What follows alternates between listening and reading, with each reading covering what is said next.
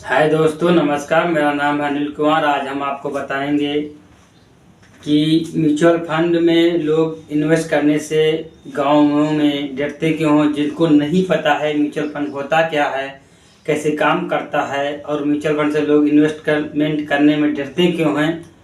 लोगों का भरोसा उठ गया है इन्वेस्टमेंट में, और पैसा को कहीं इन्वेस्ट करने से उनका इतना भरोसा उठ गया है। इतनी कंपनियां आई और गई, इसलिए कि अभी तक लोग गांव एरिया में, देहात एरिया में लोगों को नहीं पता था कि म्यूचुअल फंड होता क्या है, कैसे काम करता है। अभी भी लोगों को नहीं पता है। 80% लोगों को नहीं पता है कि म्यूचुअल फंड होता क्या है, काम कैसे करता है, इसका क्या सिस्टम होता है, कैसे काम करता है और इसमें हम कैसे इन्वेस्ट करें। लोगों को अभी भी 80% लोगों को नहीं पता है। लेकिन लोग डरते हैं कि कहीं हमारा पैसा डूब ना जाए, कहीं मर ना जाए, कहीं कंपनी ना भाग जाए। जैसे कि अभी तक सहारा रही, वो भी चली गई, पल्स था वो भी चला गया। इस तरह लोगों का बहुत सारा पैसा मरता गया। और बीच में कुछ लोगों के यहाँ समूह चलता था, सरकारी समूह, जो कि लोग अपने से ही बंद कर देते थे, पैसा उनका फंस जाता था। जैसे कोई लोग सीसी करवाए और पैसा ले लिए। मान लीजिए समूह चल रहा है, सीसी करवाए, पैसा आपस में ले लिए और बांटे। कोई जमा किया, कोई जमा नहीं किया, रिटर्न नहीं किया पॉलिसी, मतलब पैसा सीसी का। तो जैसे 2-4 आदमी हैं और दोनों लिया, 2 जमा कर दिए, 2 नहीं जमा किए, तो ऐसे होता है कि समूह बंद हो जाता है और लोगों का पैसा जो है फंस जाता है, वो भी पैसा नहीं पाए। वहाँ से भी लोग बहुत हार मान गए हैं कि पैसा मेरा बहुत डूब चुका है इस तरह। इसलिए म्यूचुअल फंड भी क्या है, ये भी एक नया तरीका कोई आया है लोगों को बेवकूफ़ बनाने वाला, लूटने वाला। तो नहीं भाई, लोगों को बेवकूफ़ बनाने वाला, लूटने वाला कोई तरीका ये नहीं है। ये सदियों से चला आ रहा है और बहुत दिन से चल रहा है और बहुत दिन तक चलेगा। जब तक ये पृथ्वी रहेगी, ये दुनिया रहेगी, जब तक ये चलता रहेगा। ताकि देश हमारा इसी से चलता है, स्टॉक मार्केट शेयर से चलता है। म्यूचुअल फंड एक शेयर ही खरीदता है, म्यूचुअल फंड एक कंपनी जो कि स्टॉक ही खरीदती है, ठीक है।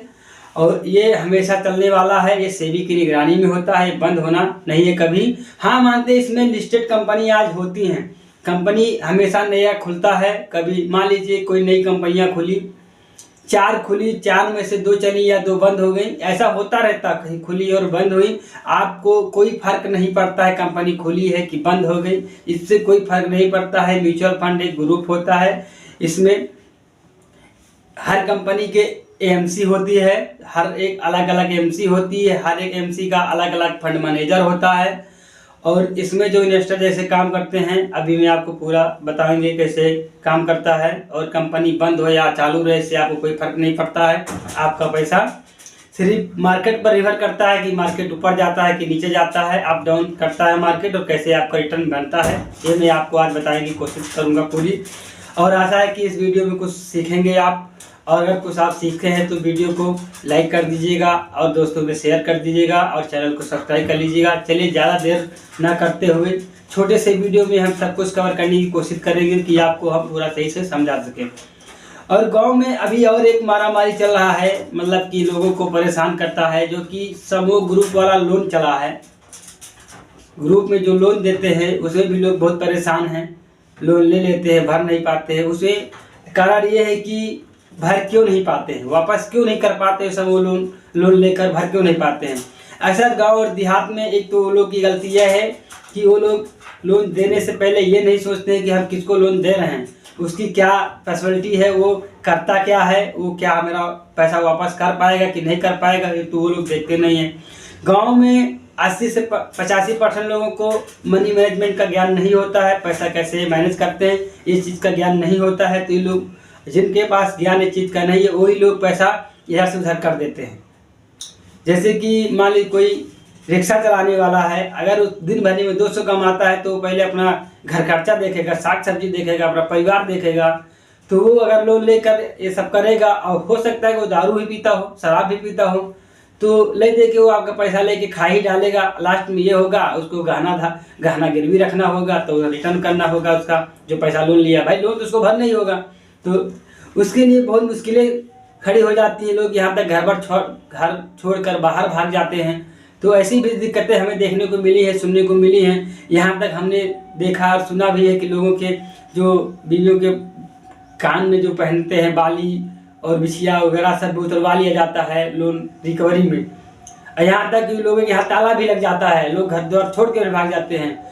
इसलिए कि लोन लेने से पहले सोचें, और लोन देने वाले को भी मैं यही कहूँगा पहले उसकी जानकारी ले कि आदमी का व्यवसाय क्या है, आदमी करता क्या है, मेरा पैसा रिटर्न कर पाएगा कि नहीं कर पाएगा, ये सब चीज़ की जानकारी दें तभी लोन दें। गरीबों को अन्यथा ना फंसाएं, ठीक है, ताकि उनके पास ज़्यादा स्किल ना होने की वजह से मनी मैनेजमेंट उनसे नहीं हो पाता है, पैसा उनका इधर से उधर हो जाता है और रिटर्न करने में लोग बहुत परेशान हो जाते हैं। हमारा कहने का मतलब ये है कि आप किसी बेवस को मत सताएं, और लोन देना ही है तो जानकार को दे जो लोन को पैसा सही से इस्तेमाल कर सके, मैनेजमेंट कर सके पैसे का, ठीक है।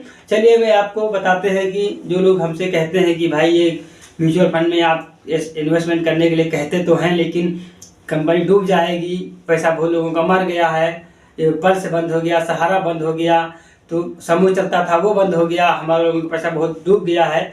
तो उनको मैं ये बता दूं कि जो म्यूचुअल फंड होता है एक प्रकार का ग्रुप है, म्यूचुअल ग्रुप ही है, ग्रुप है। इसमें इन्वेस्टर लोग पैसा इन्वेस्ट करते हैं ग्रुप में।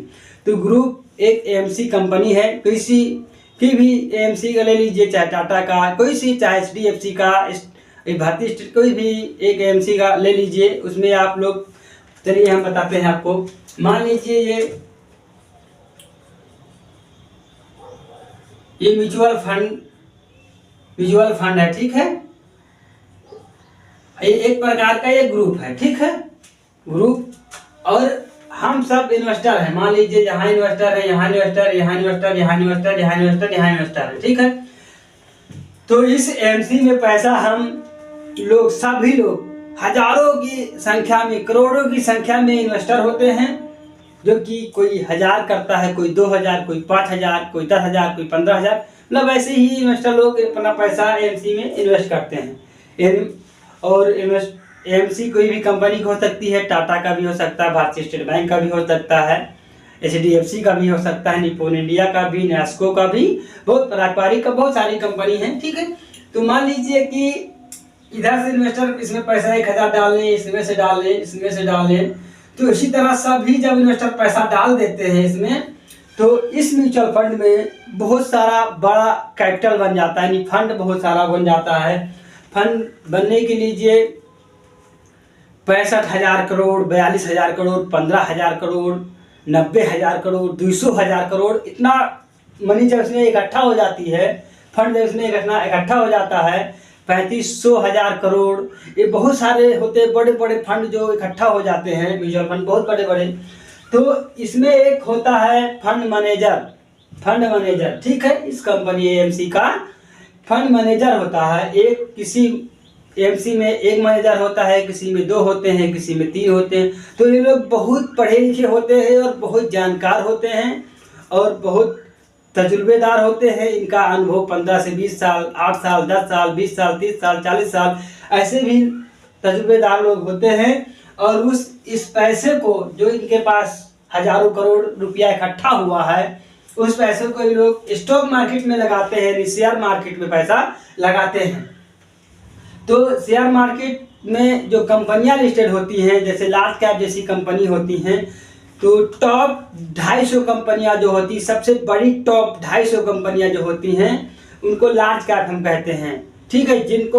जिनका कैपिटल 20,000 करोड़ से ऊपर का होता है, उनको हम लार्ज कैप कंपनी कहते हैं। और जिनका 20,000 से, यानी मान लीजिए 15,000 से 20,000 या 10,000 से 20,000 तक का होता है, उन्हें हम मिड कैप कंपनियां कहते हैं।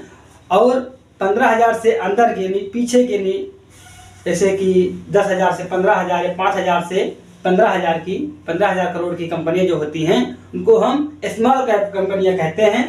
तो इनमें जो कंपनी आती हैं, ये सब दर बाई दर छाट दर, जैसे कि उनका एम हाई हो गया, 20,000 करोड़ हुआ तो लार्ज कैप में चली गई। अगर लार्ज कैप में जाने के बाद अगर उनका कभी एम घटता भी है, यानी कंपनी लॉस में जाती हैं, तो लार्ज कैप से हटाकर उनको मिड कैप में कर दिया जाता है। अगर वो मिड कैप से भी नीचे स्तर में आ जाती है तो स्मॉल कैप में भी कर दिया जाता है। लेकिन हमारा लार्ज कैप में जो कंपनी होती है, वो छाट के टॉप 250 कंपनियां लाई जाती हैं, टॉप छाट कर। इस तरह उसमें जो 250 कंपनियां होती हैं, बड़ी बड़ी कंपनियां होती हैं, जैसे कि आईटी सेक्टर, फार्मा सेक्टर, और बहुत सारी कंपनियां हैं, pharma sector, IT sector, service sector, bank sector, जो बड़े बड़े होते हैं, ऐसे लाए जाते हैं, जो कि जिनका कैपिटल 20,000 करोड़ से ज़्यादा होता है, वो 250 कंपनियाँ में लिस्टेड होती हैं, जो कि उन्हें लार्ज कैप कहते हैं। तो उनमें जैसे मान लीजिए 100 कंपनी है, ठीक है, 100 कंपनी है। और लार्ज कैप में जैसे यहाँ 15,000 करोड़ रुपया आया हुआ है, मान लीजिए 15,000 करोड़ रुपया आया हुआ है, तो जो एएमसी का जो मैनेजर होता है, तो मान लीजिए इसमें 40% पैसा डालेगा लार्ज कैप कंपनी जैसी में, लार्ज कैप में, तो इस 100 कंपनियों में 50% बांट के लगाएगा, बराबर बराबर 100 में फैला देगा, ठीक है, पैसा पूरा 100 कंपनियों में फैला देगा बराबर बराबर। अभी याद करिए 50% उठाया पैसा, ठीक, 50% एएमसी के पास है, तो इस 100 कंपनियों में यानी 250 कंपनियों में बराबर बराबर बांट देगा, 250 कंपनियों में बराबर बराबर बांट देगा। अब जब पैसा बराबर बांट देगा, तो अब यहाँ बताइए आप, जैसे कि आज 250 कंपनी बरकरार है, जो कंपनियां हमने ली थी उस कंपनी बरकरार है, बढ़िया चल रही हैं। अगर मान लीजिए 250 कंपनी में 2 कंपनी लॉस कर रही है, उनका स्तर गिरता चला जा रहा है, तो बाकी हमारी 98 कंपनी तो बरकरार है। मान लीजिए अगर इनका स्तर गिर रहा है नीचे की ओर, तो जो हमारा फंड मैनेजर होता है, जो कंपनी गिर रही उसमें से पैसा निकाल के जो 2 कंपनी निकाल दी गई है लार्ज कैप से, उनकी जगह टॉप 2 कंपनी और चुन ली जाती हैं उनकी जगह भरने के लिए। तो जो टॉप कंपनी 2 और उठाई जाती है 250 कंपनियों के लिए, तो वहां से फंड निकाल के उन 2 कंपनियों में फंड डाल दिया जाता है, ताकि हमारा एवरेज बना रहे। जो हमारा और 50% पैसा बचा हुआ है, उस पैसे को मिड कैप, स्मॉल कैप, इसी तरह सभी फंड में बराबर बराबर बांट दिया जाता है। जो कंपनी गिरती हैं उसमें से निकाल के बड़े फंड में, फिर बड़ा फंड छोटे फंड में, वो मार्केट के हिसाब से फंड मैनेजर करता रहता है, इधर से उधर इधर से उधर। वो उसका फंडा है, वो कैसे रिटर्न बनाता है, कैसे हमें रिटर्न बना के देता है, वो अपने हिसाब से, अपने एक्सपीरियंस के हिसाब से करके देता रहता है। इसलिए कि इसमें कभी ये चांस नहीं होता है कि हमारा पैसा म्यूचुअल फंड के थ्रू अगर हम लगा हुआ है, म्यूचुअल फंड में इन्वेस्ट करते हैं, तो हमारा पैसा 0 हो जाए ना। आपका पैसा भविष्य में कभी नहीं बनने वाला है। हाँ, कभी ऐसा होता है कि आपको जैसे रिटर्न 15% मिलने वाला था, तो वहाँ 10% मिला है। हो सकता है कभी अगर अकाल आ जाए, कभी वो हो जाए, जैसे कोरोना काल आया था बीच में, सभी को मालूम है, सन 2020 में कोरोना काल आया था, जो कि म्यूचुअल फंड में गिरावटें देखने को मिली है, 10%, 5%, 8% तक का गिरावटें देखने को मिली हैं। और कोरोना काल भी क्या, अभी हमारे 25 में भी गिरावट देखने को मिली है। जनवरी, फरवरी और मार्च के महीने में गिरावट काफ़ी आया था, अप्रैल के महीने में, अब की 25 में। तो इस तरह की कभी कभी गिरावटें आती हैं। घबरा कर पैसा आपको नहीं निकालना है। जब आपको जिस पर्पस के लिए पैसा डाले हैं, आपका कोई गोल होगा कि हम इस गोल के लिए पैसा डाले हैं, जब तक आपका कोई गोल पूरा ना हो जाए पैसा निकालने तो सोचे ही मत। हाँ, मान ली कोई इमरजेंसी सिचुएशन आता भी है तो आप पैसा निकाल सकते हैं, उस केस में आपको कोई दिक्कत नहीं है, ठीक है। तो आज हमारे बताने का मतलब ये था, जो लोग म्यूचुअल फंड में इन्वेस्टमेंट करने से डरते हैं तो एकदम से ना डरें। हाँ, थोड़ा कभी कभी ऐसा होता है कि मार्केट डाउन होता है, तो उस स्थिति में आपका थोड़ा सा लॉस हो सकता है, लेकिन 0 नहीं होगा। उसमें वो चांस नहीं बनता है कि जैसे सहारा भाग गई थी, जैसे पल्स भाग गया था, वैसे इसमें कोई दिक्कत नहीं होता है। आप इसमें कोई दिक्कत मत लें, आप इसमें इन्वेस्टमेंट करें। म्यूचुअल फंड बहुत से बढ़िया है, और आने वाले समय में सबको ट्रस्ट इसी में रखिएगा और बढ़िया रहेगा, ताकि म्यूचुअल फंड सबके देहात में कोने कोने में फैल रहा है। म्यूचुअल फंड आज से नहीं, हमारे बाबा के ज़माने से म्यूचुअल फंड चल रहा है। जब से ये देश है, म्यूचुअल फंड जब से बनाया गया, जब से बॉम्बे शेयर स्टॉक आया है, बना है, तब से अपने हमारे यहाँ चल रहा है, कोई दिक्कत नहीं है। एक नेशनल शेयर एक्सचेंज आया भी है, जो कि सन 92 में चालू हुआ है, 92-93 में हो गया है, जो कि ऐसे ही चलता है और चल भी रहा है। और इसमें हमारे गरीबों का ही पैसा नहीं, बड़े बड़े इन्वेस्टरों का भी पैसा लगा हुआ है। जो नेता है, विधायक है, उनका भी पैसा इसी में लगता था, कि उन लोग इसमें ट्रस्ट रखते हैं कि आज नहीं तो कल जरूर हमें रिटर्न इसमें मिलेगा, और सबसे बढ़िया भी मिलेगा। हम आपको डायरेक्ट स्टॉक में SIP करने के लिए नहीं कहते हैं, ताकि उसमें ज़्यादा गिरावट रहा होता है और उसमें भी चांस है भी 0 का तो नहीं, लेकिन हो, इसलिए हम म्यूचुअल फंड कहते हैं, स्टॉक नहीं कहते हैं। ताकि स्टॉक में हम डायरेक्ट जाते हैं, हमारा नॉलेज ना होने की वजह से पैसा हमारा खत्म भी हो सकता है, इसलिए हम म्यूचुअल फंड में जाएंगे। म्यूचुअल फंड में जानकार, सलाहकार और बढ़िया मैनेजर होते हैं, पढ़े लिखे एक्सपर्ट होते हैं, जो कि 1 से 3-4 मैनेजर हो सकते हैं, 2 मैनेजर हो सकते हैं, अपने हिसाब से फंड मैनेज करते हैं। और इसमें इन्वेस्टर बहुत सारे होते हैं, इनका AUM बहुत बड़ा होता है, कई 15,000 करोड़, तो कहीं 1500 करोड़, कहीं 62,000 करोड़, ऐसे भी फंड धीरे धीरे इनका बढ़ता जाता है। बहुत सारे फंड इसमें होते हैं और पैसा इनका बढ़िया होता है। आप लोग से निवेदन है कि म्यूचुअल फंड की ओर आप बढ़ें और इन्वेस्ट करें। आप अगर नए हैं, आना चाहते हैं, तो अब लास्ट टाइम में 5 साल 6 साल रहकर देख सकते हैं कि कैसा इसमें परफॉर्म रहता है। ठीक है, उस हिसाब से आप जमा करें। और आज के वीडियो में बस इतना ही। और अगर जानकारी अच्छी लगी है तो दोस्तों में शेयर करें और थोड़ा म्यूचुअल फंड में भी हमें भी ध्यान दें।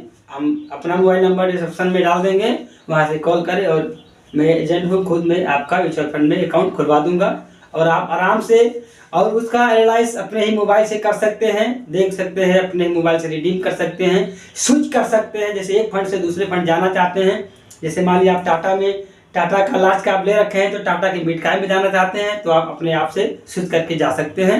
ठीक है, धन्यवाद। आज की वीडियो में बस इतना ही और हमारे वीडियो को शेयर कर दीजिएगा, चैनल को सब्सक्राइब कर लीजिएगा। Thank you. जय हिंद, जय भारत।